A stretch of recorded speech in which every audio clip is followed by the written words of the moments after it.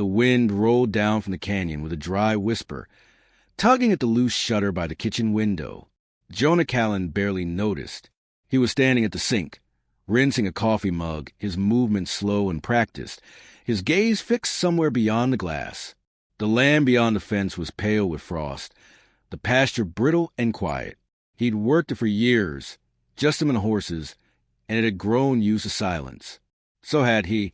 It was the hour after chores and before dinner, the part of the day Jonah liked best. Nothing asked for him. Nothing waited. The kettle ticked softly behind him, nearly cooled. He leaned forward, squinting toward the far gate, unsure what had caught his eye. Then it moved, just a flicker at first. A shadow at the edge of the drive, between two fence posts. His hand froze on the dish towel. Slowly, he reached for his coat and stepped out onto the porch, letting the door click shut behind him. It wasn't a shadow. It was a shape, small, unsteady, half collapsed just beyond the gate. His boots crunched over gravel as he approached. Careful, cautious, the way a man learns to walk after too much loss. He'd seen dying things before, but this one wasn't dead. Not yet. A foal. Mustang by the look of it. Dust-caked legs. Scruffy coat, patchy from weather and worse. Blood crusted the inside of her front knee. The rope around her neck had frayed nearly through, like she'd been dragged and then cut loose. Her chest rose in shallow jerks, each breath a question she didn't expect answered. Jonah knelt, jaw tight. Her eyes flicked toward him, dull but watching. There was something in them that stopped him cold, something too close to familiar. "Where's your herd?" he muttered, though he already knew. No hoof prints in the dirt, no tire tracks. Just her, just this. He should have called animal control, should have walked away. He didn't take in strays. He didn't save things anymore. But still, he touched her neck, lightly, gently, and when she didn't pull away, he exhaled like a hurt. The sky darkened. The cold pressed in. He stood, scooped her up, and carried her toward the barn. Inside, he laid her on a folded blanket in the tack room where the old stove still worked. She was lighter than she should have been, bones too close to the surface. He rubbed her legs with rags dipped in warm water, cut the rope from her neck. The wound beneath was angry, swollen, but not deep. He didn't talk much, but tonight his voice filled the room. Low, steady, rambling about nothing in particular, just enough to remind them both they weren't alone. She drifted between sleep and pain, too weak to lift her head. He fed her what little formula he could mix from powder he kept on hand for orphan calves. Most of it spilled out the side of her mouth, but some stayed. When the storm hit, it came sudden, hail rattling the tin roof, wind screaming against the eaves. Jonah moved a bale of hay in front of the door and sat beside her, a mug in one hand, her ragged breathing the only sound he trusted. Hours passed. She lived through them. By morning, she was still there, still breathing. He leaned over her, touched her side again. Warmer now. "Hell of a place to fall apart," he said. She blinked. That was the moment it shifted. Not much. Just a flicker of trust passed between them like the last flame on a match. Jonah didn't name her. Not yet. But he didn't think of her as the foal anymore either. He checked the gate that afternoon. Found no prints, no trail. Whoever had dumped her had done it quietly, carefully, and that, more than anything, told him this wasn't an accident. Jonah kept the tack room warm through the next 3 nights. The old stove ate through a pile of firewood faster than he liked, but the foal, still unnamed, was holding on. She could lift her head now, even shift her weight onto her good side. The wound on her leg wept less, and her eyes no longer looked through him. They looked at him. He didn't talk about it out loud, but the silence between them changed. Where it once ached, it now settled like something earned. At first, she flinched when he moved too fast. Then she didn't.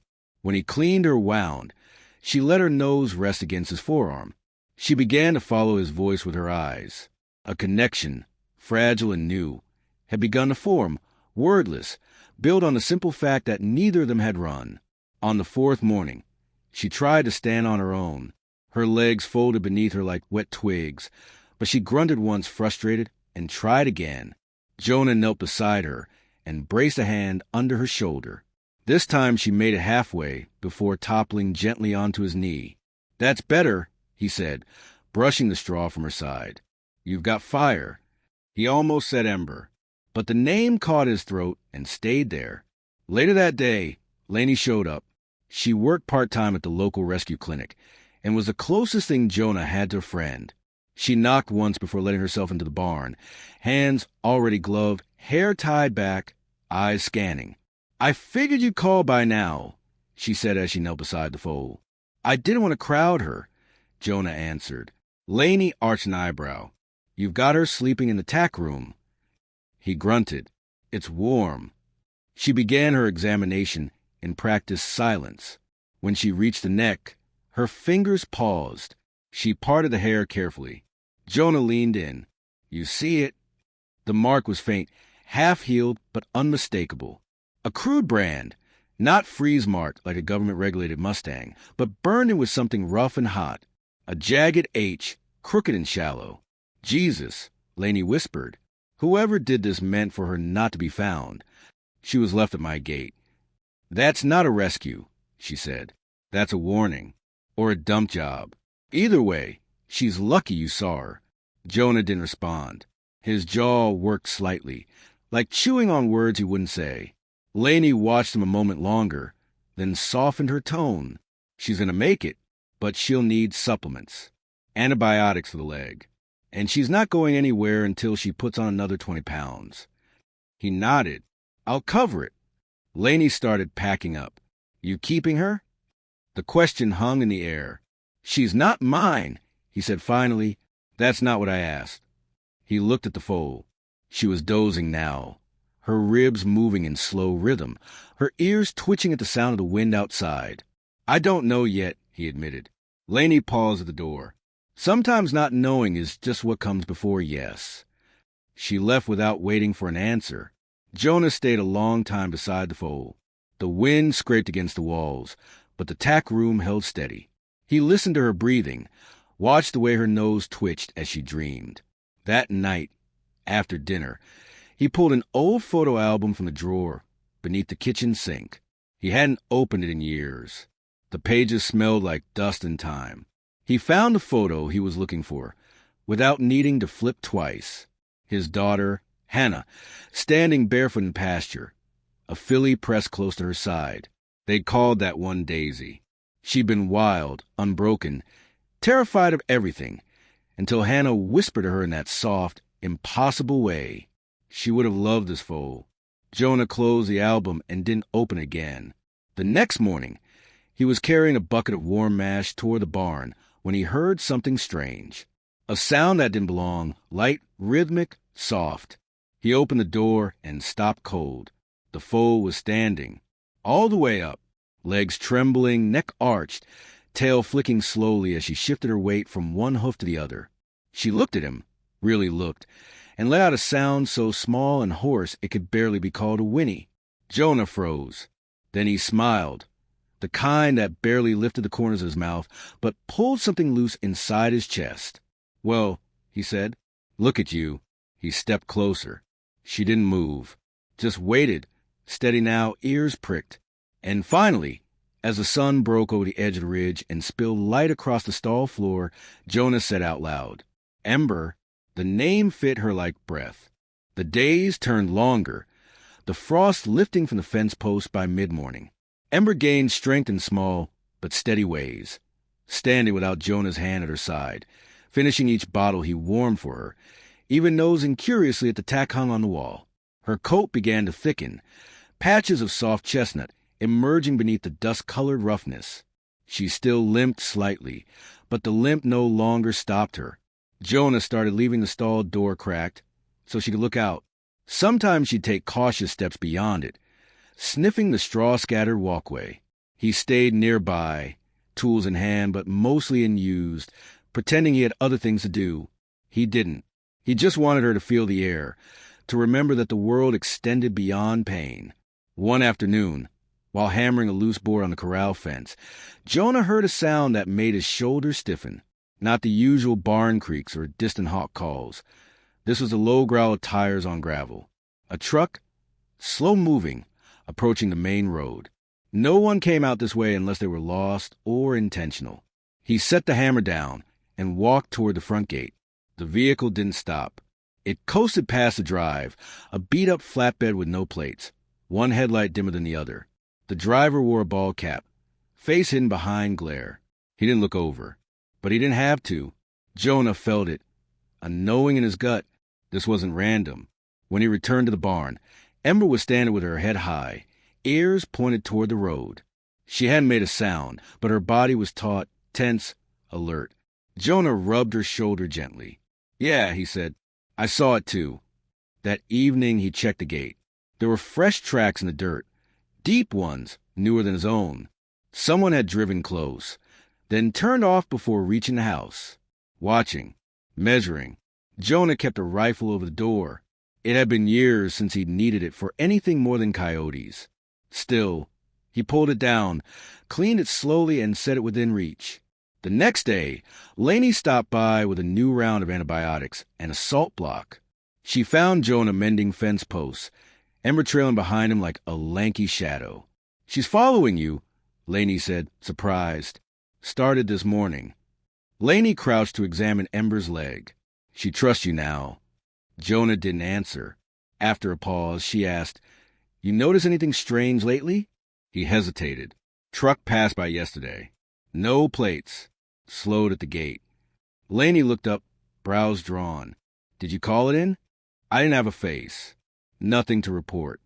She stood, brushing her hands off. "There's been talk around the co-op. Some of the wild herds are thinning. Not naturally. Quiet, fast. Like someone's rounding them up, then vanishing." Jonah's jaw tightened. She had a brand, a burned-in H. Lainey's voice dropped. "I've seen that once before. 5 years back, over by Dana, Washington. 3 Mustangs turned up dead with the same mark. Nothing ever came of it. No witnesses. No proof." They both looked at Ember. She was nibbling at a tuft of hay, content now, unaware of the storm building just outside her narrow world. "Maybe it's not over," Jonah said. Lainey didn't argue. She only left him with a heavy silence and a warning in her eyes. That night, sleep came lightly. Jonah woke to every creak, every whistle of wind. Once, near dawn, the motion sensor light flared outside the barn. He reached for the rifle, moved to the window, but it was only a deer slipping through the fence line. Still, he didn't put the rifle back on its hooks. Ember continued to heal, and with every passing day, she revealed more of who she was. Curious, headstrong, not always graceful, but determined. She followed Jonah around the yard, learned to nuzzle his pocket for apple slices. Once, when a bird startled from the fence post, she bolted, but circled back to moments later, chest heaving, eyes wide. He whispered soft words into her mane until she calmed. He didn't tell Lainey, but he'd started talking to Ember more often, about the fence repairs, about the weather, about his daughter, Hannah. Sometimes, when the barn was quiet, he said her name aloud. Just once. Just enough to remind himself she'd been real. And when Ember turned her head, as if she understood something not said, he let himself believe the world was trying to hand him a piece of something back. But the unease lingered. One afternoon, Jonah found something he hadn't noticed before.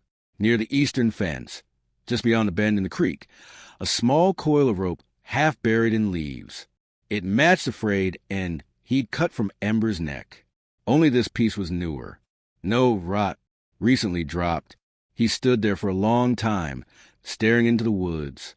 He didn't speak, didn't swear, just breathed slow, shallow breaths as the air seemed to fold inward, suddenly colder than it had been a moment before. Then he turned back toward the barn, rope in hand, and Ember waiting at the gate. The storm came without warning.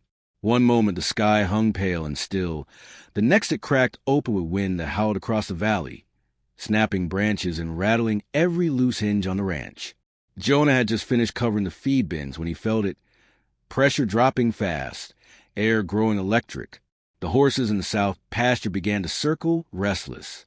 Inside the barn, Ember stamped once, then again, nostrils flaring. He moved quickly, calming the geldings, throwing extra hay into the stalls. But when he reached the tack room, Ember was gone. The stall door hung open, the latch barely swinging. His heart punched his ribs. He stepped into the dark, rain stinging his cheeks. The flashlight cut through sheets of sleet. Her tracks were fresh, leading toward the east fence, the creek bend, the same place he'd found the rope. He ran. The wind shoved against him like something with teeth. He slipped once, righted himself, called her name. Nothing. Then movement just ahead. A shape crouched by the edge of the tree line. Not Ember. A man, holding something, rope or wire. He couldn't tell. Jonah slowed, raised a flashlight. The man turned toward the beam, half blinded. Face lean, pocked with sun and scars. He didn't run. "You lost something," the man said. His voice was dry like cracked leather. Jonah didn't reply. Just scanned the trees until he saw her. Ember, 10 feet off, tangled in a low limb, trembling but unharmed. Her eyes flicked toward him. "I don't know what story you've told yourself," the man went on, "but that horse ain't yours. She's not yours either." The man shrugged. "A lot of things out here don't belong to anybody. Some just get left behind." Jonah didn't move. "What do you want?" She was marked. She was tagged. She's worth something to someone. She's worth something here. The man's gaze narrowed. "You gonna stop me, old man?" Jonah's rifle was strapped across his back, but he didn't reach for it. Instead, he stepped forward, put himself between the man and the filly. "She's not leaving this place," he said. A long beat of silence followed. The storm hissed in the branches above. The man's jaw shifted, calculating. Then he turned, walked away. No threat, no promise, just gone. Jonah didn't lower the flashlight until he was sure the dark had swallowed the man whole. Then he moved to Ember, untangled her halter, and ran his hand down her neck. "You okay?" he asked softly. She leaned into him. The walk back was slow. The storm broke apart behind them, rain trailing off into a cold mist. Inside the barn, Jonah dried her down with an old wool blanket and made sure the stall door was latched tight. That night, he didn't sleep. He sat near her with a thermos of black coffee and watched the shadows crawl along the rafters. The next morning dawned clear and quiet. No new tracks. No notes. Just bird song and the sharp scent of thawing mud. He found Laney before noon. Told her everything. She didn't seem surprised. Just tired. She promised to file a report. Said the sheriff wouldn't find much. But at least the story would exist somewhere now. It wouldn't vanish like the others. Ember's recovery continued. Her limp faded. Her ribs filled out. She ran in short bursts across the pasture, mane catching the breeze like fire just starting to burn. Jonah installed new lights at the barn, replaced the gate latches, things he should have done long ago but hadn't had reason to. He never saw the man again. In early spring, Laney returned with a folder of paperwork and a state official who stayed exactly 10 minutes. They inspected Ember, confirmed her survival, asked a few clip questions, then handed Jonah a registration form and left. "She's yours," Laney said simply. He looked at the form. Her name written in block letters. Ember. That evening, he carved a new sign from the pine slab that had sat in his workshop for years, untouched. His hands were slower now, but steady. When it was done, he hung it on the post by the main gate, Ember Run Ranch. He stepped back and stared at it for a long time. The final snow came 2 days later. Just a dusting, soft enough to melt by noon. Ember trotted out into it, nostrils flaring, tail high. She reared once, playful, and Jonah laughed before he knew he was doing it. He stood by the fence, thermos in hand, the steam curling up toward the pale blue sky. Something in him loosened. Something else held steady. "She made it," he said aloud, not to anyone, just to the wind. And for the first time in years, it felt like the wind answered.